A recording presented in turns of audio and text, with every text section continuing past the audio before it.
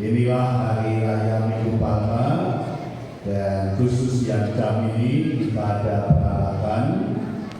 Dan untuk apa? Mengungkapkan suasana kita yang sedang gembira, sukacita, dan bagian besar memakai pakaian bernuansa merah. Jadi umat membawa bersama dan digoyang-goyangkan mengungkapkan bahwa suasana hati yang sedang gembira karena hari ini kita merayakan iman, dan suasana gereja ini didukung dengan hiasan dan dekorasi yang bagus. Untuk apa? Untuk mengungkapkan suasana hati kita yang gembira. Hati yang gembira seperti ini yang juga dialami oleh orang-orang Yerusalem seperti kita dengar dalam bacaan Injil tadi. Konteks bacaan, Yesus dari Galilea mulai masuk kota Yerusalem. Dan sebelum masuk kota Yerusalem, di Galilea Yesus sudah sangat terkenal karena melakukan banyak mukjizat dan rakyat mulai simpati kepadanya. Maka ketika mendengar bahwa Yesus akan masuk kota Yerusalem, orang-orang menyambutnya, dan Yesus masuk kota Yerusalem dengan mengendarai seekor keledai. Tidak memakai kereta kencana, tetapi keledai, binatang yang sederhana. Dalam disambut banyak orang, dan mereka kelihatan gembira, sukacita, bahkan menyatakan Yesus adalah raja mereka. Yesus adalah raja orang Yahudi. Mereka menerima Yesus dengan gembira. Kenapa? Karena kehadiran Yesus tampil sosok pribadi, orang yang sederhana, lemah lembut, dan rendah. Ternyata kehadiran seseorang, apalagi seorang pemimpin yang seperti ini, mudah diterima oleh banyak orang, dan kehadirannya menenteramkan dan merasa merengkuh mereka, sehingga mereka merasa nyaman menyambut Kristus. Tetapi orang-orang yang hari ini mengeluhkan menyambutnya dengan cepat kena hasutan oleh elit politik tokoh agama Yahudi, dan mereka berbalik menyerang dan mulai membenci Yesus. Dan mereka sepakat mengatakan, salibkan dia. Inilah pengalaman Yesus yang tragis. Orang yang baik, tulus, ikhlas, tetapi ada yang tidak suka dan ia menjadi korban persekongkolan politik. Bapak Ibu Saudara terkasih, kenapa penginjil Matius menampilkan kisah Yesus yang seperti ini? Kenapa penginjil Matius menampilkan kisah Yesus yang masuk Yerusalem? Ada satu alasan, yakni karena penginjil mau membahasakan suasana batin rakyat pada waktu itu yang sebenarnya sudah lama muak dengan para pemimpin mereka yang cenderung arogan, congkak, dan pamer kekayaan. Mereka hanya memikirkan diri sendiri, keluarganya sendiri, dan tidak mempeduli kepada rakyatnya. Dan rakyat sudah lama muak dengan para pemimpin yang seperti ini. Mereka kalangan agamawan juga telah muak dengan para tokoh agama mereka. Ahli kitab, ahli Taurat tidak mampu menjadi teladan hidup mereka. Mereka sering sombong, bahkan munafik, membebani hal-hal yang berat, tetapi tidak melakukannya, dan umat merasa muak dengan tokoh agama yang seperti itu. Maka atas dasar keprihatinan ini, penulis kitab suci sengaja menampilkan sosok pribadi seorang bernama Yesus yang sederhana, lemah lembut, rendah hati.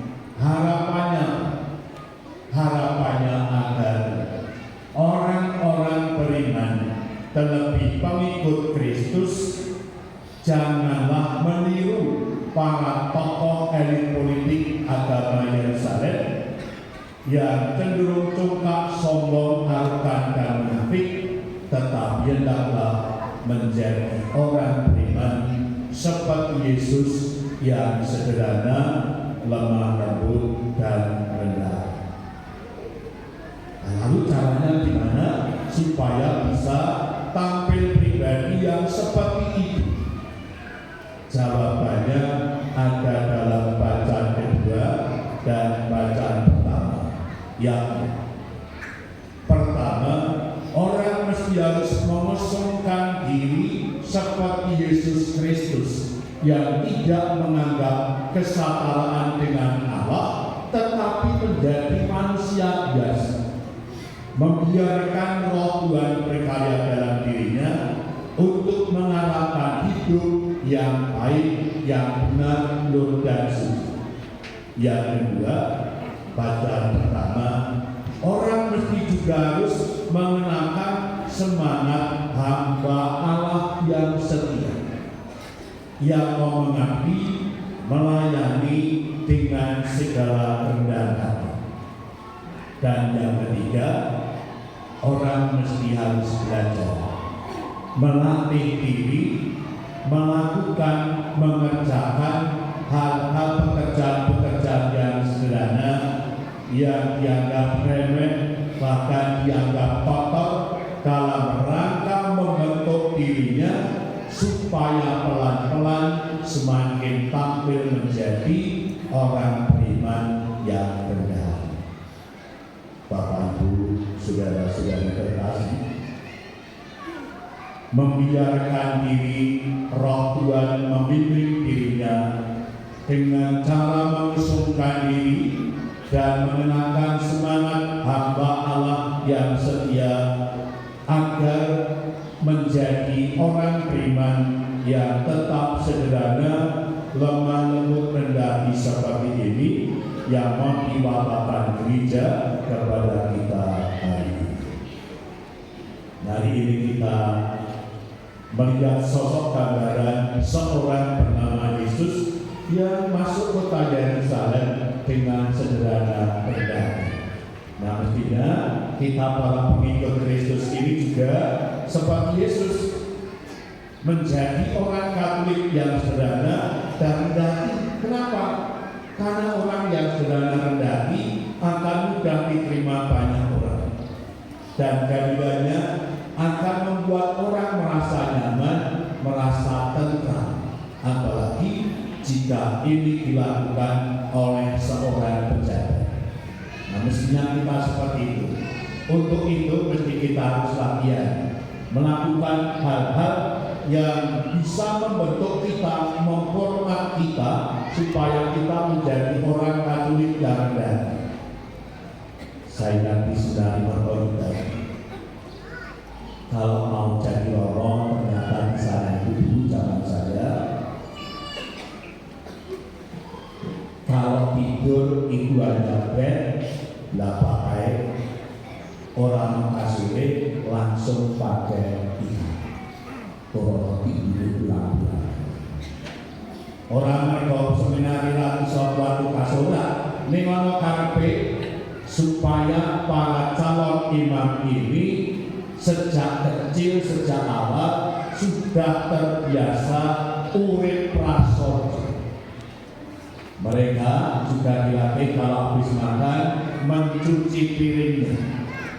Juga mereka dilatih membersihkan WC kamar mandi, juga ngepel, juga membersihkan taman, membubuti sugar, bersih got, Ini adalah pekerjaan-pekerjaan karyawan yang sengaja dilakukan seminaris dalam rangka apa?